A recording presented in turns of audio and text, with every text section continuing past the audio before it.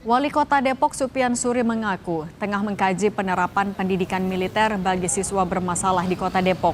Pemkot Depok masih mengkaji apakah akan melaksanakan program serupa atau bergabung dengan Pemkab Purwakarta yang sudah menjalankan program bina siswa bermasalah di barak militer. Wali Kota Depok bilang hingga kini belum ada laporan warga yang ingin menitipkan anak bermasalah untuk dibina di barak militer. Dua kemungkinan, pertama kita buat lagi seperti yang dilakukan di sana atau kita bergabung saja.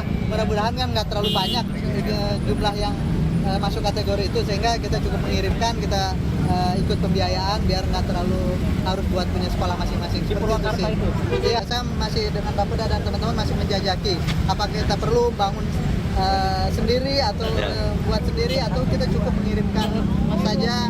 Kalau ada anak-anak, mudah-mudahan sih nggak ada yang begitu di Depok, ya. Tapi sudah ada belum sih orang tua yang menyerahkan? Belum. Sampai saat ini belum ada.